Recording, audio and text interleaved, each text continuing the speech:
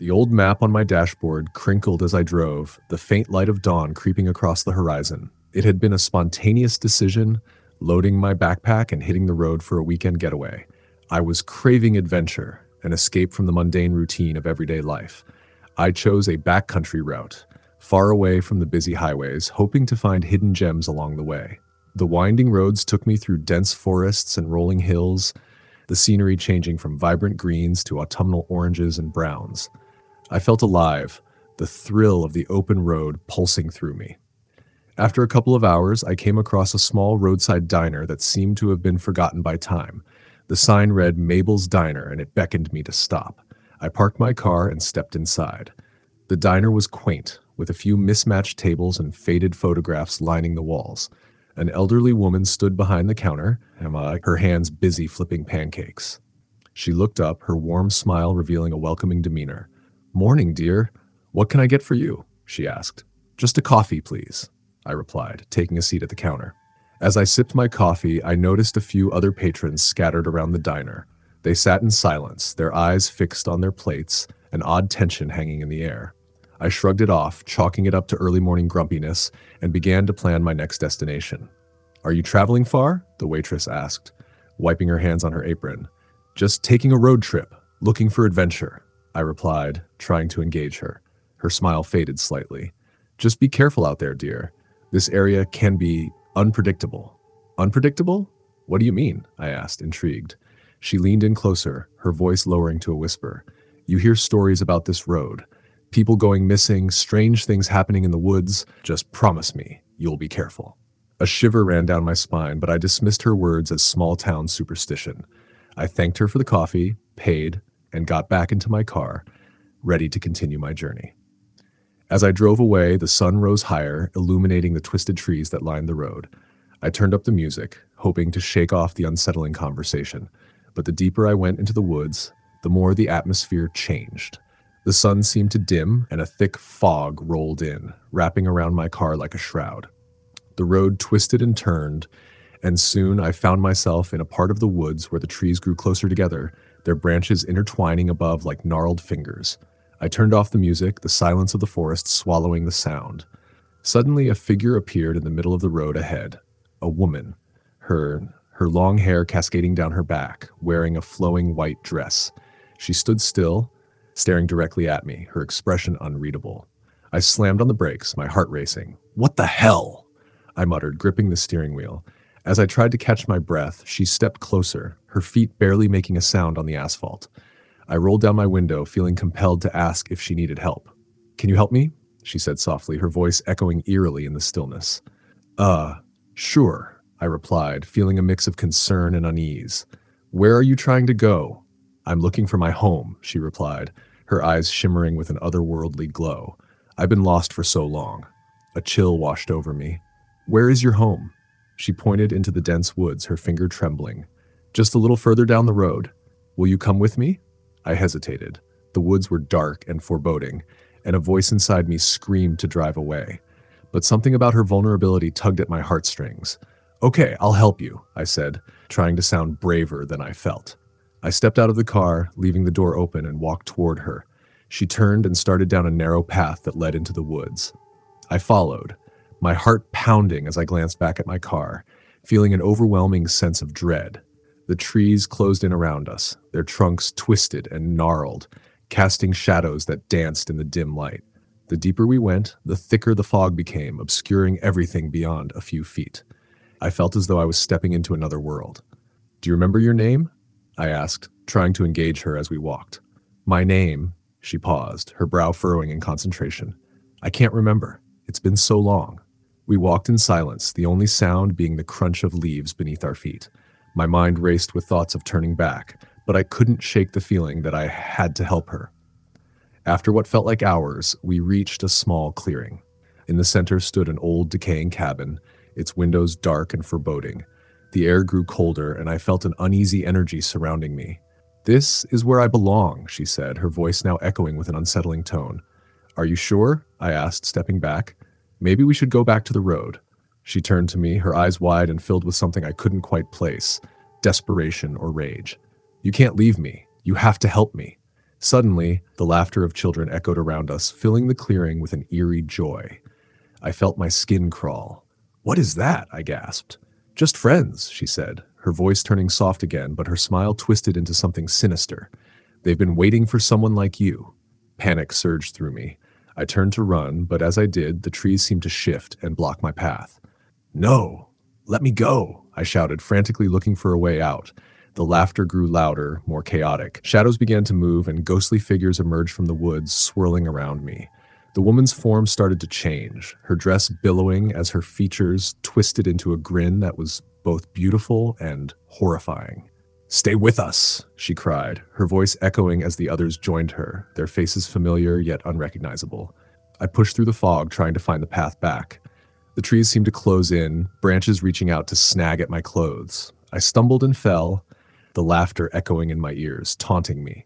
Just when I thought I was lost forever, I caught a glimpse of the clearing again, my car now visible through the trees. I bolted toward it, the figures behind me screaming in fury as I dashed away. I could feel their cold breath on my neck as I sprinted for my life. I reached my car, flung the door open, and jumped inside, slamming it shut. My hands shook as I fumbled with the keys, the figures now surrounding the vehicle, their faces twisted in rage. I turned the ignition and floored the gas, the tires screeching as I sped down the road. The fog lifted, but I could still hear the echoes of their laughter ringing in my ears. I didn't stop driving until I was miles away, my heart racing, the images of the twisted faces burned into my mind. Eventually, I reached a safe distance, pulling over to catch my breath. But as I looked back, the road lay empty and calm, as if nothing had happened. I shook my head, trying to convince myself it was all a bad dream. But deep down, I knew that I had barely escaped. The forest would always hold its secrets, and I was just another lost soul passing through, never truly free from its grasp. Story the end. Story number 2. The engine of my old sedan hummed steadily as I drove along the winding highway, the sun setting behind me, casting a warm golden glow across the landscape. I had been planning this road trip for months, a solo adventure to unwind and recharge away from the chaos of city life. With nothing but my favorite playlist and a vague sense of direction, I felt free, excited for the open road ahead. After several hours of driving, I decided to take a break. I pulled into a small gas station that seemed to appear out of nowhere, surrounded by thick trees and tall grass. The building was old, its paint chipped and faded, but the neon sign buzzed with life. As I filled my tank, I glanced around, noticing a couple of other cars parked haphazardly, their owners nowhere in sight. "Hey there!" A voice called out from behind the station. I turned to see an elderly man with a weathered face and a cap perched atop his head, leaning against the wall. "You traveling far?" "Just a little road trip," I replied, trying to sound casual. "Taking a break from the city." "Ah, good for you. You might want to be careful, though. The woods around here can be tricky." "Tricky?" I raised an eyebrow, intrigued but skeptical. "Strange things happen out there at night. Folks going missing, things that can't be explained. You know the legends, right?" I shrugged, a dismissive smile on my face. "Legends, sure, but I'm not worried." The man studied me for a moment, his eyes narrowing slightly. "Just be careful, young one. Some roads lead to places you might not want to go." I chuckled, dismissing his warning as harmless small talk. After thanking him, I hopped back into my car and continued on my way, the eerie feeling lingering in the back of my mind. As twilight set in, I found myself surrounded by thick trees, their branches clawing at the sky. I turned up the music to drown out my unease, but the feeling only intensified. Suddenly, I saw a sign that read, "Welcome to Hollow Creek." I had heard about this town, a place known for its picturesque landscapes and mysterious stories. I decided to explore a bit before finding a place to stay for the night. As I drove deeper into the town, I was captivated by its charm. The quaint buildings, the flickering street lamps, and the distant sound of laughter. But as I parked near the town square, I noticed that the laughter seemed to fade as I stepped out of my car. The streets felt empty, the air thick with an unsettling quiet. I walked toward the nearest diner, drawn by the smell of freshly baked pies. Inside, the atmosphere was cozy but dim. An old jukebox played softly in the corner, and a few patrons sat at the counter, lost in their own worlds. I took a seat and ordered a slice of pie. As I waited, I overheard snippets of conversation around me talk of a woman named Clara who had vanished years ago, and how her spirit was said to haunt the woods. Crazy stories, I thought, shaking my head. The waitress brought my pie, and I struck up a conversation with her. "What's the deal with Clara?" I asked casually, a smirk on my face. "Oh, you've heard of her?" she replied, her voice dropping to a whisper. "They say she still roams the woods searching for something. Or someone." I laughed lightly, but the unease settled in my stomach again. "Is that so?" "Yeah, but it's just a story, right? Just a tale to scare tourists." She smiled, but her eyes betrayed a hint of fear. After finishing my meal, I paid the bill and left the diner, feeling oddly restless. I couldn't shake the curiosity about the woods and the stories surrounding Clara. The urge to explore began to gnaw at me. I drove back to where the trees loomed thick and dark. The sky had turned to a deep indigo, stars twinkling like distant eyes. The trailhead was unmarked, barely visible amidst the underbrush, but I parked my car and stepped out, the cool air wrapping around me. With a flashlight in hand, I ventured down the narrow path, the beam of light flickering across the trees. As I walked deeper, the forest felt alive, the rustling of leaves and distant animal calls creating an unsettling symphony. I paused, scanning the surroundings, and that's when I heard it, a soft voice, faint but unmistakable. "Help me." It drifted through the trees, a haunting whisper that sent chills down my spine. "Hello?" I called out, trying to sound brave, but my voice wavered. "Is anyone there?" Silence enveloped me, the air thick with tension. I pressed on, curiosity outweighing my fear. The voice came again, clearer this time, echoing through the woods. "Help me." I followed the sound, my heart racing, until I reached a small clearing. In the center stood a weathered stone half buried in the earth, overgrown with moss. The air grew colder, and the whispers intensified, swirling around me like a chilling wind. "Clara?" I breathed, feeling an inexplicable connection to the name. Suddenly, the atmosphere shifted. The trees swayed and the shadows deepened. A figure emerged from the darkness, a girl, her long hair flowing like smoke, her face pale and ethereal. "You can help me?" she said, her voice soft yet urgent. "Help you with what?" I asked, my heart pounding in my chest. "Find me," she whispered, her eyes pleading. "I'm lost." The fear that had gripped me suddenly morphed into compassion. "What happened to you?" I asked, stepping closer. She pointed to the stone, her fingers trembling. "I need to be free. Help me find my way home." "Home? Where is that?" "Beyond the woods, beyond the pain." Her expression shifted from desperation to a haunting smile. "Will you help me?" Before I could respond, a chilling wind whipped through the clearing and the shadows danced around us. The ground trembled, and I felt an overwhelming sense of dread wash over me. "No, I can't help you," I shouted, turning to run. As I fled, the whispers turned into screams, the air filled with desperate cries. I sprinted down the path, branches clawing at my skin as I raced back toward my car. I could feel her presence behind me, the cold energy drawing nearer, wrapping around me like a fog. Finally, I burst into the clearing where I had parked, frantically fumbling with my keys. I turned to look back, half expecting to see her standing there, but the forest was silent once more, the shadows retreating as dawn approached. I jumped into my car, locking the doors as I started the engine. My heart raced as I peeled out of the clearing, the road ahead stretching into the unknown. I didn't stop until I reached the nearest highway, the familiar landscape of the city flickering in the distance. Days passed, but the memory of that night haunted me. I would wake in the middle of the night, drenched in sweat, the sound of Clara's desperate voice echoing in my mind. I thought about returning to Hollow Creek to confront what had happened, but something held me back, a fear that I couldn't shake. The road trip had been an escape, but it had turned into a nightmare. I realized that some stories are best left untold, and some roads lead to places we are never meant to go. As I drove on, I couldn't help but feel a sense of longing, a whisper of the girl in the woods still lingering in my heart. No matter how far I traveled, I knew that some parts of the journey would never leave me. Story the end. Story number 3. It started out like any other summer road trip, just me and my best friend Jenna. We had planned a spontaneous adventure to explore a national park, excited to escape the monotony of our daily lives. With the windows down and our favorite playlist blaring, we felt invincible, like we could conquer anything.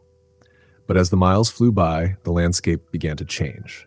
The vibrant green fields turned into dense woods, the road becoming narrower and less traveled.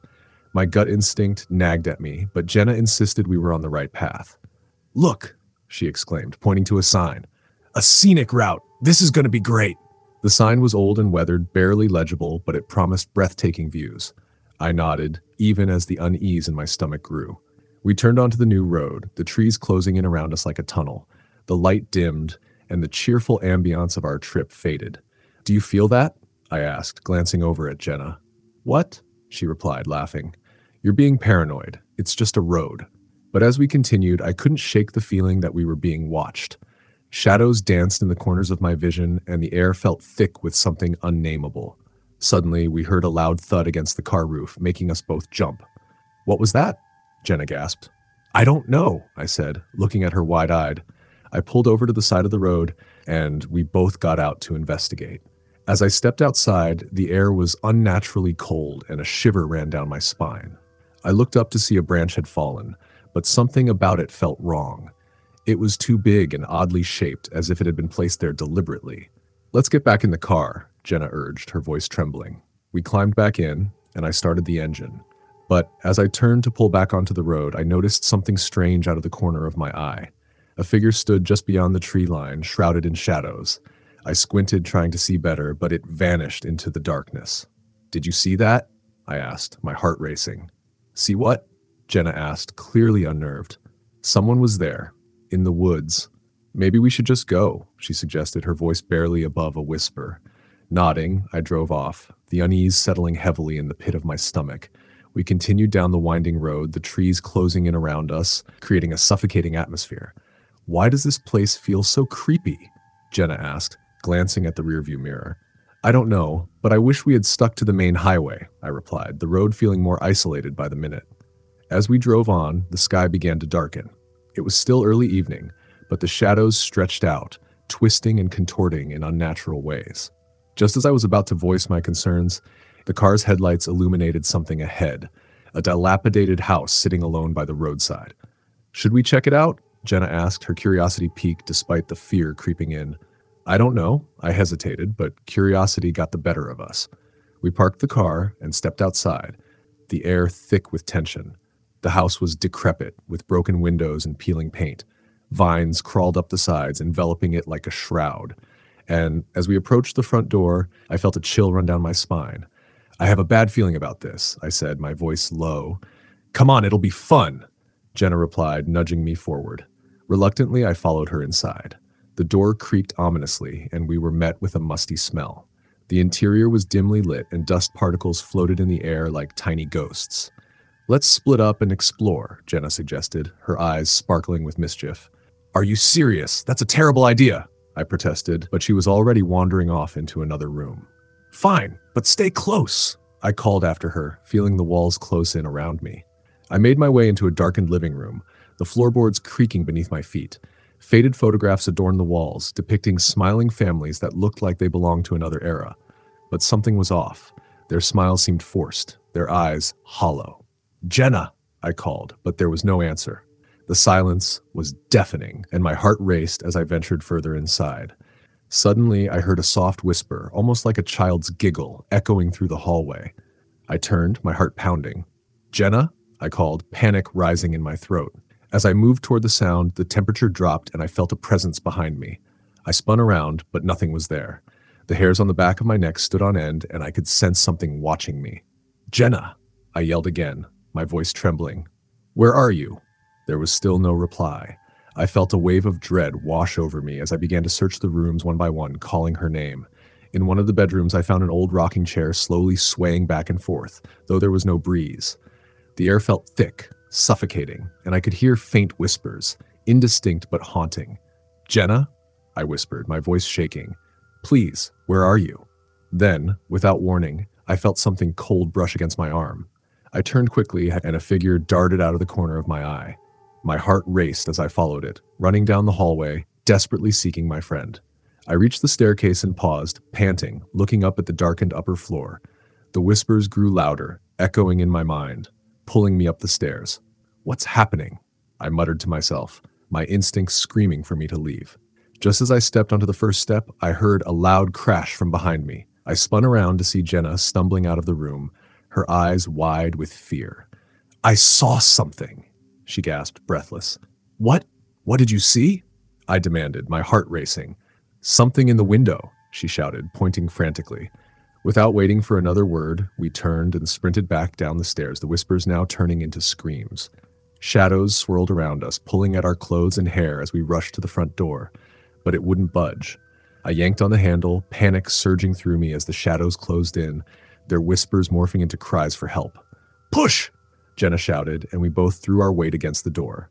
Finally, it burst open, and we stumbled outside into the cool night air.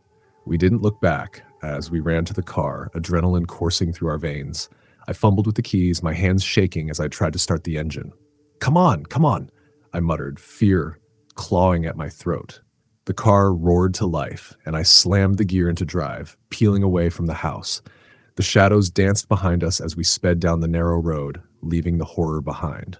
Did that really just happen? Jenna asked, breathless, staring at the receding house through the rearview mirror. I don't know, I replied, shaking my head. But I never want to find out again. As we drove further away, the darkness began to lift, but the memories lingered in the air, haunting us. Some roads lead to places you can never escape, no matter how fast you drive. Story number 4. The sun dipped below the horizon as I hit the road, eager for a long-awaited getaway. I had planned this road trip for weeks, a solo adventure to clear my mind and escape the daily grind. The winding highway stretched ahead, flanked by tall trees casting shadows in the dimming light. With the windows down and my favorite playlist blasting, I felt a rush of excitement. After a few hours of driving, I spotted a roadside motel that looked straight out of a horror movie. It was old and weathered, its neon sign buzzing faintly. My instincts told me to keep driving, but fatigue began to set in. The thought of sleeping in my car didn't appeal to me, so I decided to check in for the night. As I approached the front desk, a chill ran down my spine.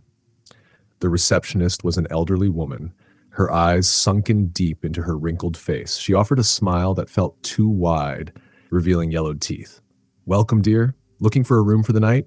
"Yeah, just one, please," I replied, trying to shake off the eerie feeling. "Room 7 is available. It's just down the hall," she said, handing me a rusty key. "You'll love it here. It's peaceful." "Thanks," I muttered, feeling a sense of foreboding. The hallway was dimly lit, the wallpaper peeling and faded. As I approached my room, I noticed the air felt thick, almost oppressive. I inserted the key and stepped inside. The room was small but clean, with a single bed and a vintage dresser. I tossed my bag onto the bed and headed to the bathroom to freshen up. While washing my hands, I caught a glimpse of something in the mirror.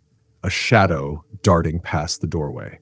I turned, but there was nothing there.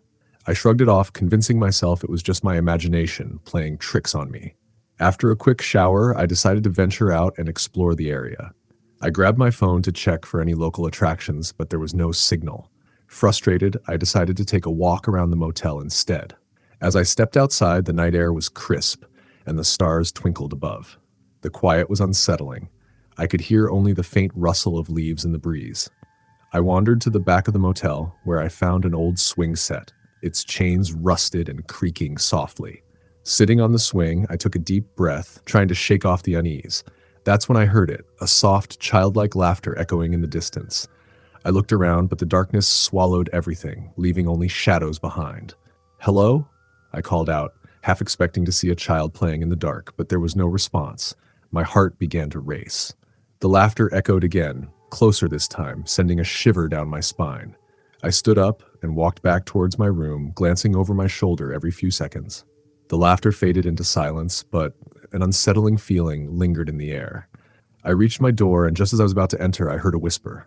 "Help me." My heart stopped. I turned, scanning the area, but there was no one around. The whisper seemed to come from the direction of the swings.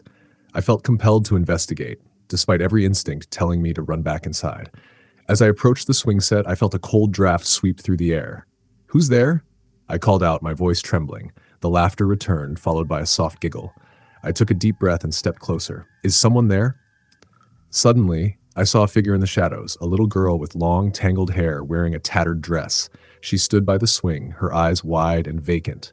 "Help me," she repeated, her voice barely above a whisper. "Help you with what?" I asked, my heart pounding. "Please, I'm lost," she said, her gaze piercing into mine. "I can't find my way home." Something in her eyes made my stomach drop. I could feel the air growing colder around me. "Where's your home?" I asked cautiously. "I don't remember," she replied, a hint of sadness in her voice. "But you can help me. I just need to get back." A chill crept up my spine. "How do I help you?" The girl pointed toward the forest that bordered the motel. "You have to follow me," she said, her voice sweet but unnerving. I hesitated, a voice in my head warning me to run. But curiosity and fear drew me in. "Okay," I said reluctantly, "I'll help you." As we moved toward the tree line, the laughter faded, replaced by an unsettling silence. The moonlight barely penetrated the thick canopy, casting eerie shadows on the ground. I followed the girl deeper into the woods, my pulse quickening with every step. "Where are we going?" I asked, trying to keep my voice steady. "Just a little further," she replied, her tone cheerful yet haunting. I felt the air grow heavy, and the laughter returned. This time it was louder and more sinister. Panic surged within me. "Maybe we should turn back," I suggested, my instincts screaming at me. "No, please," she urged, her voice turning desperate. "I need you to help me find my family." But as we walked, the shadows seemed to close in around us. The trees loomed larger, their branches reaching out like skeletal hands. I could feel the ground beneath my feet shift, as if the earth itself was alive. "Wait!" I shouted, but the girl had vanished. I looked around frantically, realizing I was alone. The laughter echoed through the woods, a chorus of voices joining in, mocking me. I turned to run, heart racing, but the path I had taken seemed to disappear behind me. I stumbled, the laughter growing louder, echoing in my ears. "Help me," I heard again. But it wasn't just the girl's voice anymore. It was a cacophony of cries, desperate and pleading. I dashed through the trees, branches scratching at my skin, desperate to escape. The shadows twisted and turned, disorienting me. I finally broke through the tree line, finding myself back at the motel, gasping for breath. I sprinted to my room, slamming the door behind me. My heart raced as I locked it tight. The silence felt deafening, but I could still hear the laughter echoing outside. I grabbed my phone to call for help, but there was no signal. Hours passed in that small room, the shadows creeping closer. I could hear whispers and laughter outside, reminding me that I wasn't alone. Just before dawn, I decided I couldn't stay any longer. I packed my things quickly, heart pounding, and opened the door to flee. But the hallway was filled with people, pale faces and wide smiles, their eyes dark and hollow. "Welcome back," the receptionist said, her voice echoing through the air. "You're just in time for breakfast." But I knew I would never leave. The road trip I had embarked on was just a gateway to a nightmare, a trap set for lost souls like me. Story the end. Story number 5. It was a late Friday afternoon when my friends and I decided to take a spontaneous road trip. Jess, Mike, and I were itching for adventure, and we wanted to escape the mundane routine of our lives. Armed with a playlist full of our favorite songs and a cooler packed with snacks, we set off with the sun shining brightly above us. The plan was simple: drive for a few hours, find a campsite, and spend the night under the stars. As we cruised down the highway, everything felt perfect. The laughter, the music, and the open road made us feel invincible. After a couple of hours, we reached a fork in the road. The GPS suggested taking the scenic route, which promised beautiful views of the mountains ahead. "Let's do it!"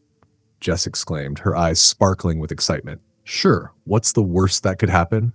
Mike joked, his voice dripping with sarcasm. We veered onto the smaller road, and that's when things started to change. The landscape transformed from vibrant green hills to dense woods, the trees growing taller and closer together. The air became thick, almost suffocating, and a heavy silence fell over the car. "Is it just me, or does this feel a bit off?" I asked, glancing at Jess and Mike. "It's just the woods, man. Relax," Mike said dismissively, but I could see Jess fidgeting in her seat. As we drove deeper into the forest, the sunlight began to fade and an unsettling fog rolled in, shrouding the road ahead. The trees loomed like ancient sentinels, their branches reaching out as if to grab us. "What's with the fog?" "It wasn't in the forecast," Jess said, peering out the window. "We should have stuck to the highway," I muttered, anxiety gnawing at me.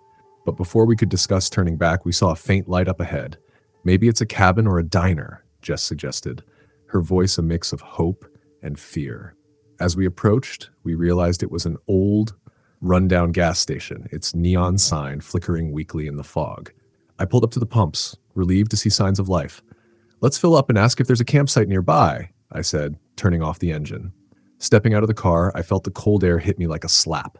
The gas station was eerily quiet, with only the faint hum of the flickering lights. I approached the pumps while Jess and Mike lingered by the car, casting nervous glances around. Suddenly, an old man appeared from the shadows, his face lined with deep wrinkles and his eyes glinting in the dim light. He wore a faded flannel shirt and had a scruffy beard. "Need gas?" he asked, his voice raspy. "Yeah, and maybe some directions," I replied, trying to mask my unease. We're looking for a campsite around here. The old man leaned closer, his expression shifting to one of concern. You shouldn't be out here. This road, it's not safe. What do you mean? Jess chimed in, stepping closer. Folks go missing in these woods. They say the shadows come alive after dark. Sounds like a legend, Mike scoffed, trying to lighten the mood. Believe what you want, the man said, straightening up. But I wouldn't stick around after sunset. Chilled by his words, I nodded and we hurriedly filled the tank. Once we were back in the car, the oppressive atmosphere followed us, weighing heavy in the air. Should we just keep driving? Jess suggested, her voice barely above a whisper. Let's just find a place to camp and not stay out here too late, I replied, glancing at the GPS. There's a campsite not far from here. As we continued down the winding road, the fog thickened, engulfing us like a shroud. The trees felt closer, almost claustrophobic. The whispers of the wind through the branches became ominous, and I felt a knot tighten in my stomach. After a few more miles, we finally spotted a sign for the campsite. Relieved, I pulled off the road and into the gravel parking area. The fog hung low, and the air was still, an eerie silence settling around us. We got out, and the chill intensified. This doesn't feel right, Mike said, glancing around at the empty campsite, the tents and picnic tables shrouded in fog. We'll just set up quickly and light a fire, I said, trying to sound confident. As we pitched our tent, the fog swirled around us and shadows danced just beyond the trees. I couldn't shake the feeling that we weren't alone. Once we finished, we gathered around the fire, trying to ward off the cold. The flames crackled, casting flickering shadows on our faces. Jess pulled out her phone, but there was no signal. I can't believe we're in the middle of nowhere, she said, looking up from the screen. We should have just gone to the beach, Mike grumbled. Just then, a low rustling sound broke the silence coming from the edge of the woods. We froze, straining to listen. The sound grew louder, and I could see shadows shifting in the darkness. Is someone there? I called out, my voice wavering. Nothing answered but the whispers of the wind. The fire flickered, and I felt a sense of dread creeping in.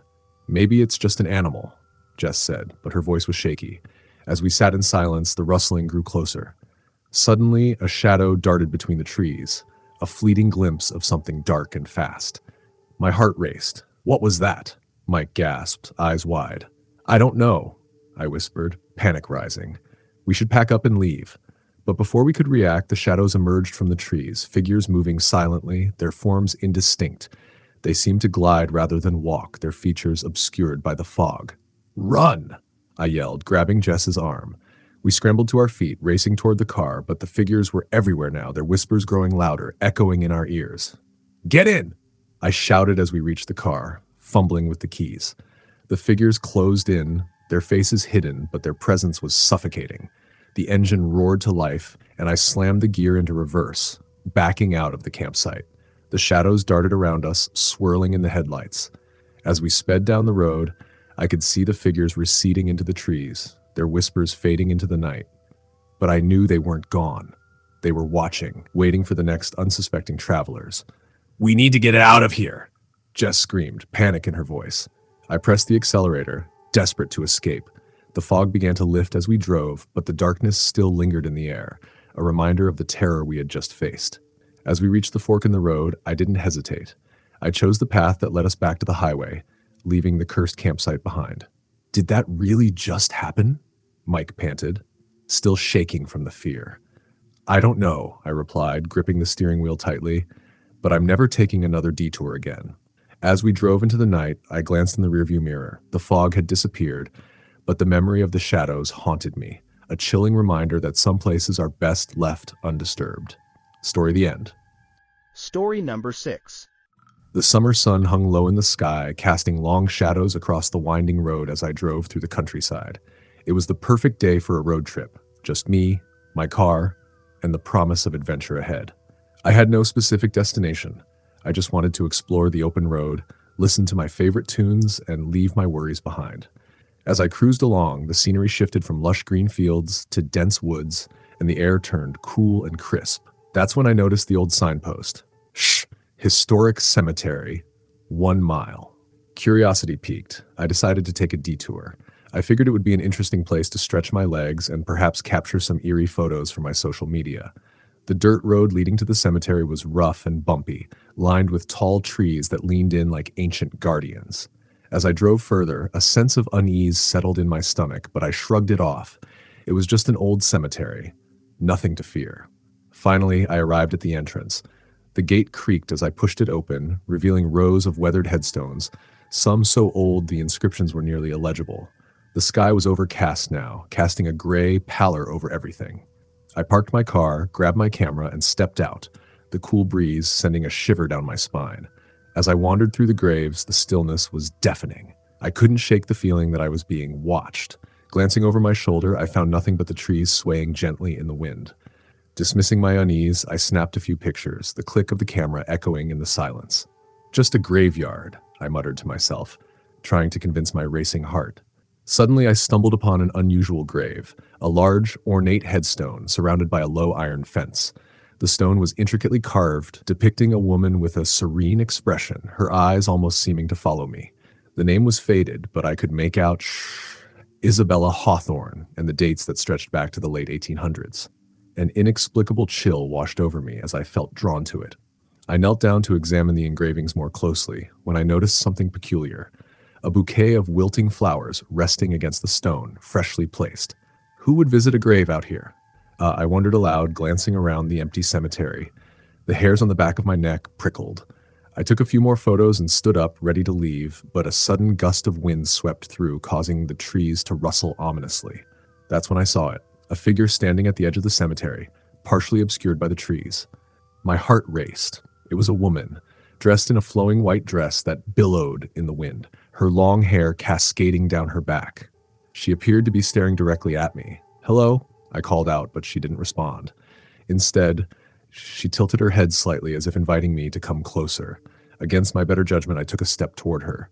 "Are you okay?" I asked, my voice shaky. But just as I reached the edge of the cemetery, she turned and vanished into the trees. I stopped, breathless, my mind racing. Should I follow her? Was she lost? I hesitated, glancing back at Isabella's grave, then decided to take a closer look.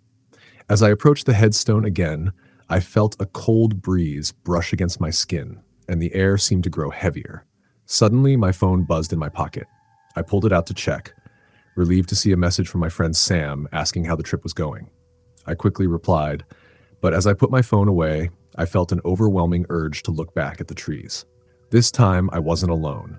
The woman stood there again, closer this time, her expression still unreadable. Are you looking for something?" I asked, my voice barely above a whisper. She raised her hand, and I noticed she was holding something, an old locket that glimmered faintly in the fading light. My heart raced as I realized it was a family heirloom I had seen in an old photo of my grandmother when I was a child. "Wait!" I shouted, instinctively taking a step forward. But as I did, the ground beneath me shifted. I stumbled, feeling a sudden rush of vertigo as if the earth had opened up. I gasped, steadying myself, but when I looked back, the woman was gone again. A rush of anxiety surged through me. Was I hallucinating? I decided it was time to leave. I turned and walked quickly back to my car, my heart pounding, but as I neared the exit, I heard a soft voice calling my name. "Isabella." I froze. The voice was faint yet familiar, echoing in my mind. I glanced back and saw her again, standing at the entrance of the cemetery, her eyes now filled with sorrow. "What do you want?" I asked, my voice trembling.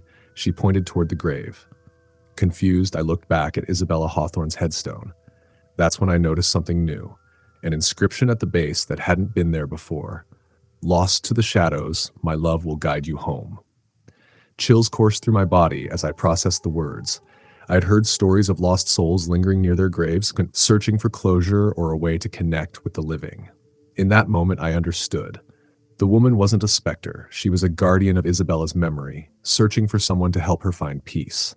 "I'll help you," I said, more to reassure myself than anything. "What do you need me to do?" But just as the words left my lips, the wind picked up violently, howling through the trees. The world around me began to fade, the colors dimming, and the cemetery blurred like a watercolor painting running in the rain.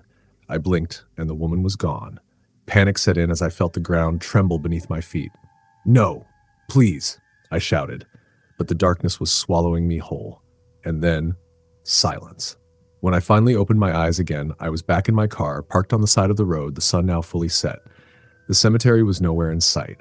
I could hardly catch my breath, as my heart racing as I grasped the steering wheel tightly. Was it real? Did I really experience that? My thoughts raced as I glanced at my phone, which still showed Sam's message. I quickly typed, "I'm heading home. Something strange happened." As I drove away, I felt a strange mix of relief and sadness. I glanced in the rearview mirror, half expecting to see the woman again, but there was nothing but darkness behind me. But just before I turned the corner, I swore I saw a flicker of light in the distance, a gentle glow illuminating the edge of the woods. A feeling washed over me that I couldn't quite explain, a sense that Isabella would find her peace, and I was somehow part of it. I drove on, the road stretching out before me, the stars emerging in the night sky.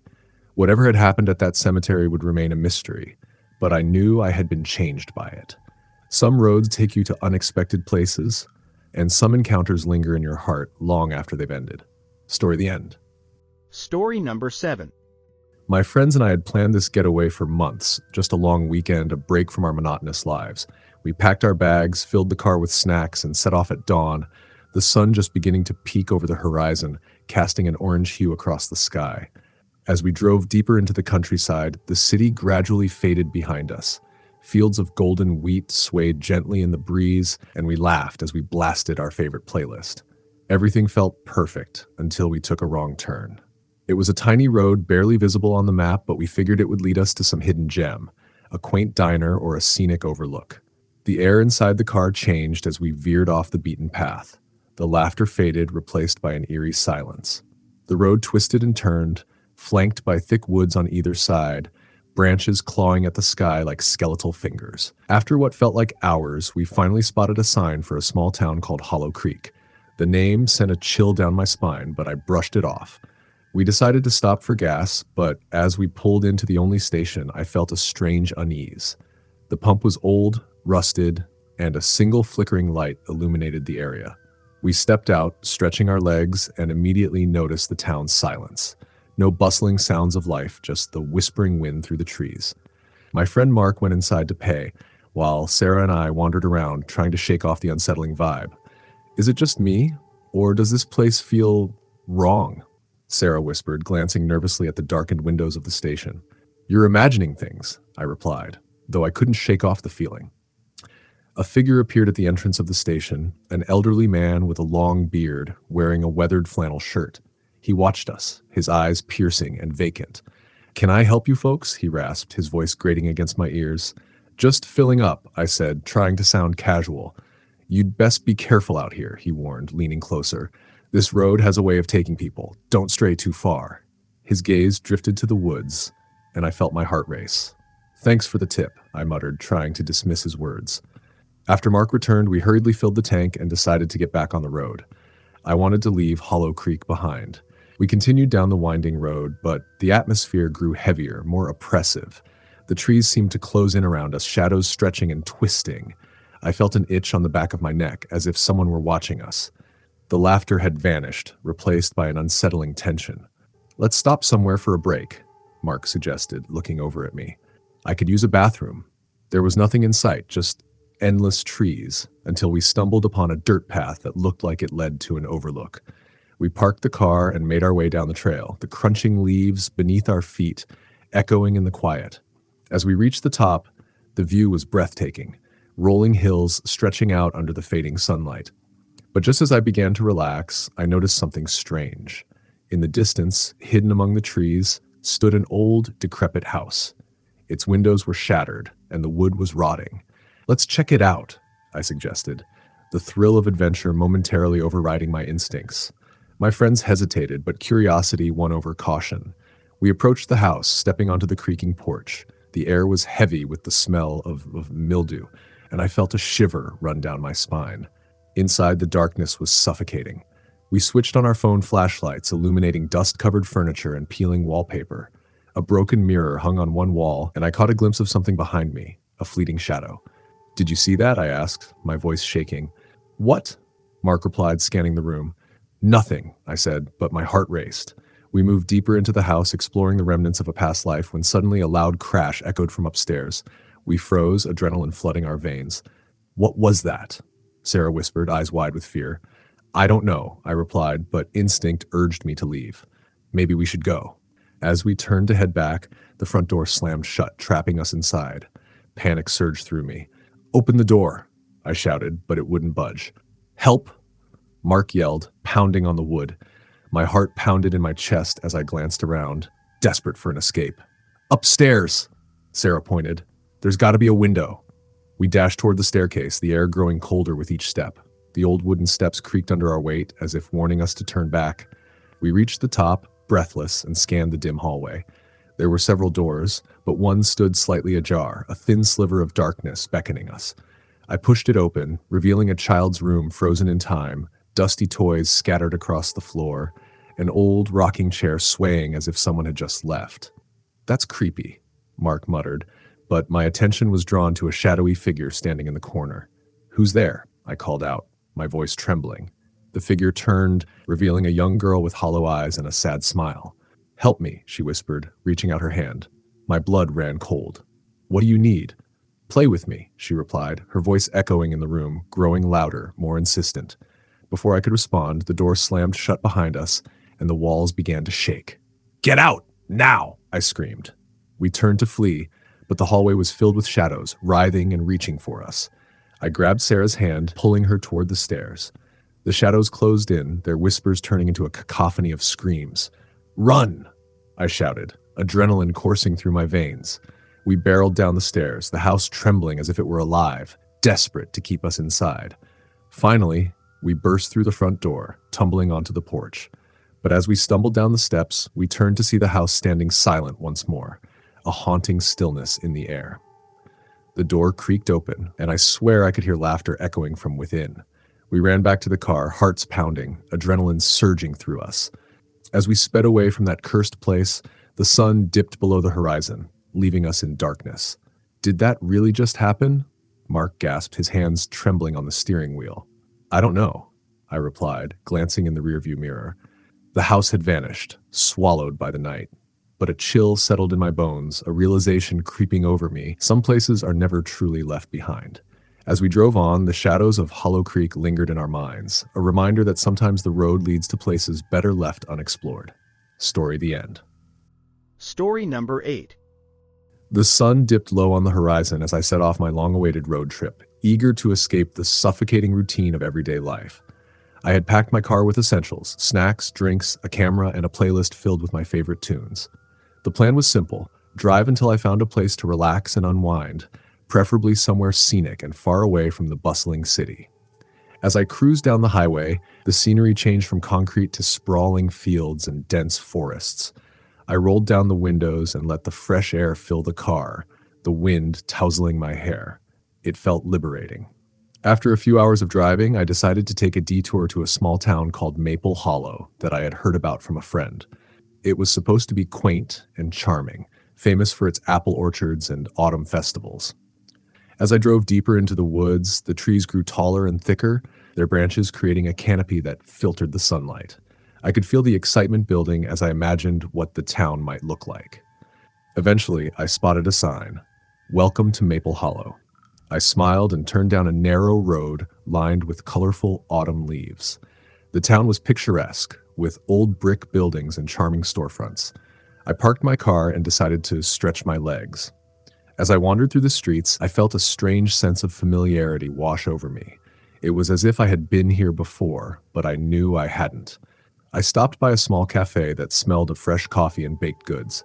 As I entered, a bell jingled, drawing the attention of a few patrons. I ordered a slice of apple pie and sat by the window, watching the world go by.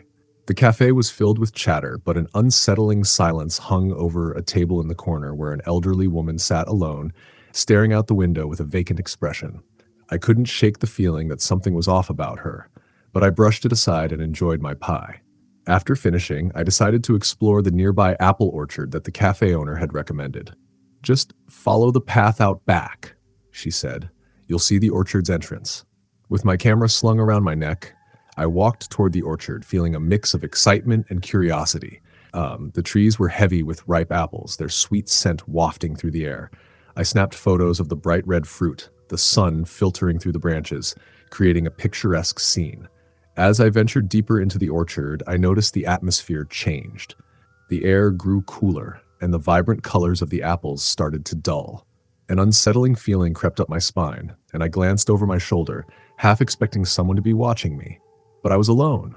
I continued walking, trying to shake off the feeling, when I stumbled upon a small, dilapidated shack nestled between the trees. The door hung loosely on its hinges, and a sense of foreboding washed over me. Curiosity got the better of me, and I pushed the door open, the wood creaking ominously. Inside, the shack was dark and musty. Old farming tools lay scattered on the ground, and the air was thick with dust. I shined my flashlight around, revealing faded photographs hanging crookedly on the walls. They depicted a family, a man, a woman, and 2 young girls, smiling brightly, their happiness contrasting sharply with the eerie silence of the shack. One photo caught my eye. It showed the family standing in front of a large apple tree, the same type of apples hanging from its branches. A chill ran down my spine as I felt an inexplicable connection to the image. Suddenly, the door slammed shut behind me. I jumped, heart racing, as the darkness seemed to close in. I rushed to the door, yanking on the handle, but it wouldn't budge. Panic surged through me as I banged on the door, shouting for help. My voice echoed in the empty space, swallowed by the shadows. "Let me out!" I yelled, but no one responded. I turned back to the shack, searching for another way out, when I heard it, a soft whisper drifting through the air. "Help us!" The voice was faint but unmistakable. I froze, terror gripping me as I tried to locate its source. "Who's there?" I asked, my voice trembling. "Help us!" The voice pleaded again, this time louder, filled with sorrow and desperation. "Please!" I stepped back, my heart pounding. The photographs on the wall seemed to shift, the faces of the family contorting into expressions of anguish. "What do you want?" I cried, feeling the walls close in around me. "Find us! Save us!" The whisper echoed, resonating in the very marrow of my bones. Without thinking, I turned and ran to a window, desperately pushing against it, but it wouldn't budge. The air thickened, and the darkness seemed to pulse with a life of its own. I was trapped, the weight of unseen eyes pressing down on me. Suddenly, the door swung open with a loud crash, and I stumbled out into the orchard, gasping for breath. The sun had dipped below the horizon, casting eerie shadows among the trees. I glanced back at the shack, but it seemed to fade into the darkness as if it had never existed. Heart racing, I turned and ran toward the path leading back to the town. The whispers followed me, growing louder, filling my mind with a cacophony of pleas. "Help us! Find us!" I burst out of the orchard and into the street, the comforting glow of the town's lights guiding me back to safety. I didn't stop until I reached my car, fumbling with the keys as I tried to calm my racing heart. I could still hear the whispers lingering in the air, haunting me. I drove out of Maple Hollow, the town fading into the rearview mirror, but the echoes of the family's cries stayed with me. I realized that my road trip had taken a dark turn, leading me to a place where sorrow lingered, and the past refused to let go. As I merged onto the highway, the weight of their anguish pressed heavily on my soul. I glanced at the empty road ahead, feeling the pull of adventure still beckoning me. But I knew that some journeys take us to dark places and some stories are better left untold. The sun rose as I drove into the dawn, but the shadows of Maple Hollow lingered in my mind. I had set out to escape, but instead I had uncovered a mystery that would haunt me long after the trip ended. Story the end. Story number 9. The sun hung low in the sky as I set off on my road trip, excitement bubbling within me. I had planned this escape for weeks, needing a break from the relentless grind of work and the noise of city life. I loaded my car with snacks, drinks, and a playlist filled with my favorite songs. With the windows rolled down and the wind whipping through my hair, I felt free, ready for adventure. As I drove deeper into the countryside, the scenery shifted from urban sprawl to sprawling fields and dense woods. I could feel the weight of the city lifting off my shoulders with every mile. After a few hours on the road, I decided to take a detour to a small town that had caught my eye on the map, a place known for its charming bed and breakfast and beautiful hiking trails. As I navigated the winding back roads, the sun began to set, casting a warm golden light across the landscape. I felt a sense of calm wash over me. However, as I approached the town, the atmosphere changed. The roads grew narrower, and the trees closed in around me like a thick curtain, casting long shadows on the pavement. Finally, I arrived at the bed and breakfast, an old Victorian house that seemed to have been frozen in time. The porch creaked as I stepped onto it, and I felt a chill run down my spine. The front door swung open, revealing a middle-aged woman with a warm smile and kind eyes. "Welcome. I'm Agnes, the owner. Do you have a reservation?"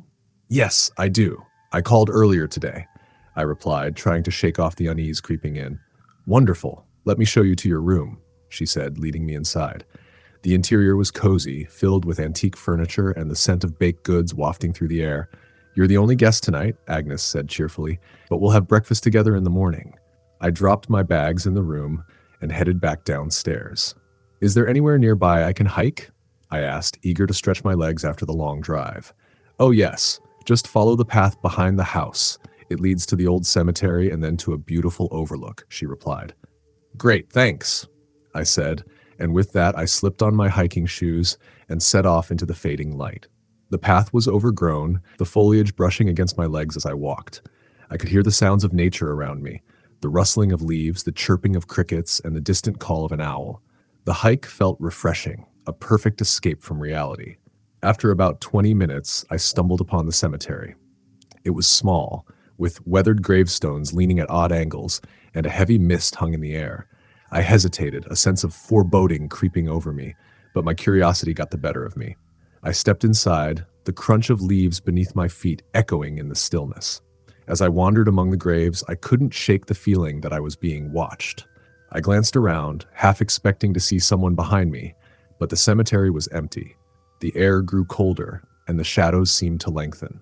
I shook my head, trying to dispel the growing unease, when I spotted a gravestone that caught my eye. It was larger than the others, beautifully carved with intricate designs, and the name inscribed was Clara Mitchell. The dates etched into the stone showed she had died young, only 18. As I traced my fingers over the cold stone, a sudden chill enveloped me, and I felt an inexplicable sadness wash over me. "Why are you here?" a voice whispered, breaking the stillness. I spun around, heart racing. No one was there. My instincts screamed to leave, but I stood frozen, unsure if I had imagined it.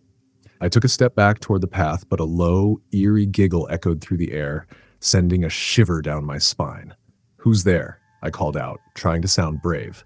"I'm here," the voice replied, softer this time, almost melodic. "Help me find her." I felt my heart thudding in my chest. "Find who?" I asked, scanning the area. "Clara," the voice whispered again, and I realized it was coming from the direction of the gravestone. Before I could process what was happening, a figure emerged from the shadows, a girl no older than 18, with long dark hair and a white dress that flowed around her like mist. Her eyes were wide and filled with an unsettling mixture of hope and despair. "Please, you have to help me find Clara," she pleaded, her voice echoing in the stillness. How?" I stammered, unsure of what to do. "She's lost," the girl said, stepping closer. "You can help her. I can feel it." The cold air thickened around me, and I took a step back. "What do you mean lost?" She's gone." The girl's expression changed, her eyes darkening. "No, she's here. She needs you to find her." Before I could respond, the ground trembled beneath my feet, and the air crackled with energy. The gravestone behind me began to glow faintly, illuminating the cemetery with a ghostly light. The girl reached out her hand, her voice now filled with urgency. "Please help me." A wave of fear washed over me. I turned to run, but the mist thickened, swirling around my ankles like a living thing. "Let me go," I shouted, my voice trembling. Suddenly, the ground beneath me split open, and I could hear the cries of countless voices echoing from the depths. "Help us," they wailed, a cacophony of desperation. I stumbled backward, my heart racing as the shadows closed in around me. The girl lunged forward, grasping my wrist. "Don't leave me. You're my only chance." In that moment, something in her gaze shifted. It was no longer pleading, but filled with a fierce determination that sent chills through me. I ripped my arm away, turning to sprint toward the path, desperate to escape the nightmare. I ran, branches slashing at my skin as I pushed through the underbrush. The cemetery faded behind me, the voices growing fainter, but I could still feel her presence looming over me. I finally burst into the clearing where the bed and breakfast stood, gasping for breath. I flung open the door and slammed it shut behind me, locking it tightly. My heart raced, and I leaned against the door, eyes darting around the dimly lit room. Agnes looked up from her knitting, her expression calm. "Everything all right, dear?" I shook my head, struggling to catch my breath. "I saw her! The girl in the cemetery. She's looking for Clara." Agnes's expression changed, her hands trembling slightly. "You shouldn't have gone there. It's not safe. They don't like visitors." What do you mean? I asked, fear creeping into my voice. There are souls trapped in that cemetery, Agnes replied, her voice low. Clara was one of them, and she's been searching for someone to help her move on. But it's a trick. They lure you in, hoping to take you with them. I felt the blood drain from my face. What do I do? How do I get away from her? Stay away from the woods. They can sense fear. Just go to bed and don't leave this house until morning. I nodded, my heart pounding in my chest.